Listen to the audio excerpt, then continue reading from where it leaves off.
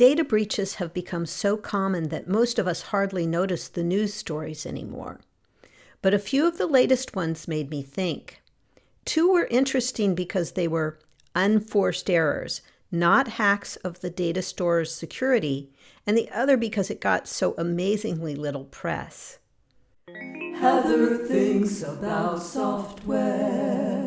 23andMe is a personal genomics company that offers DNA testing for ancestry and personalized health insights. Recently, nearly 7 million users' DNA information was taken by hackers. But there was no security breach. The hackers took the data by signing into the user's accounts with legitimate credentials. This is called credential stuffing because every bit of technical malfeasance needs a catchy name.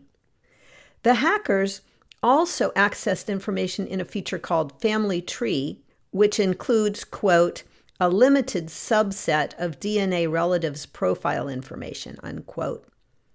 Most people think data hacks are caused by evil geniuses, or at least North Korea. But this was down to sloppy password management by users. If you create an account online and the credentials, user ID and password, are compromised, then hackers can get access to it. If you use the same password for multiple accounts, the hacker can get access to those accounts by using the legitimate credentials on the compromised account. The easy way to prevent this from happening is not to reuse passwords or to use two-factor authentication, but users are notoriously lazy about this. Wikipedia has a page for the most common passwords. Once you get past password and 1, 2, 3, 4, 5, 6, you get to some of the more amusing ones like football, which presumably works for both kinds of football, and I love you, cute but not a good password. Maybe it would be better to use I love you and just make the hackers die of glucose poisoning. I was surprised that dragon and master were so common. I'm not sure what that's about. And don't use the names of your pets or children, which are easy to find. And your address, while containing both letters and numbers, is not a good idea either. Your address is all over the web. So, piece of advice, get a password manager now. A password manager generates random passwords for all your online accounts and allows you to access them with a master password. Random passwords are not completely foolproof, but you know the old joke. You don't have to run faster than the bear to get away. You just have to run faster than the guy next to you. Two-factor authentication is also helpful. The problem with 23andMe is that it did not require users to use two-factor authentication. And yes, 2FA can be annoying for accounts you use every day, particularly if you don't keep your phone on your person at all times. But how often does someone really use their 23andMe account? After the breach, 23andMe started turning it on by default. The 23andMe breach was particularly disturbing because of the nature of the information it hosts. It's one thing for a hacker to know that you bought some kitchen towels on Amazon, or even to run up credit charges that you can later dispute. But it's quite disturbing knowing that someone has access to your genetic information. Also, the hackers apparently targeted Chinese and Jewish users, and there's no clear reason why, but it's hard to imagine a good one. Here's the thing. Think twice before using these genetic services.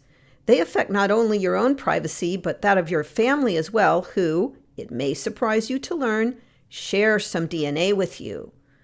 Law enforcement can get access to this information with subpoenas, and they cross-reference genealogical and DNA information to identify persons from crime scene DNA samples. So, if you use these services, just know that you could be snitching on your relatives.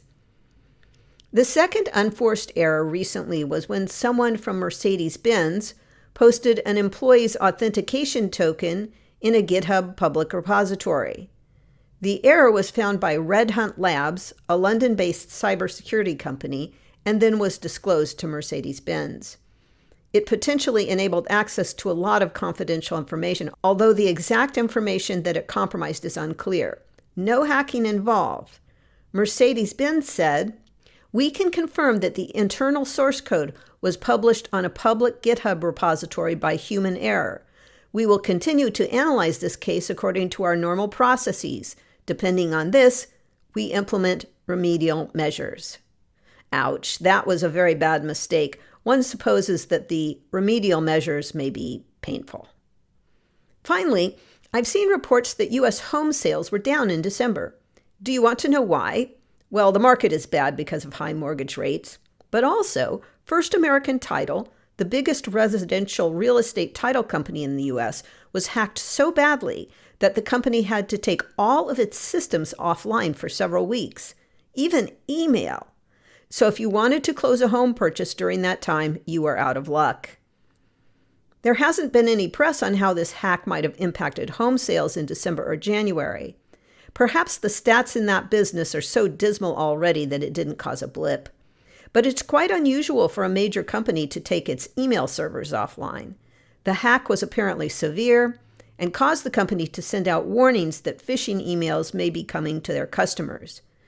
Given that residential real estate is the largest purchase most people will make in their lives, that could represent fraud on a massive scale. If you want to get a password manager, I'll link to the top ones in the description. That way, you won't have to keep apologizing for your Facebook account being hacked. Liking and subscribing makes me think more. Heather thinks about software.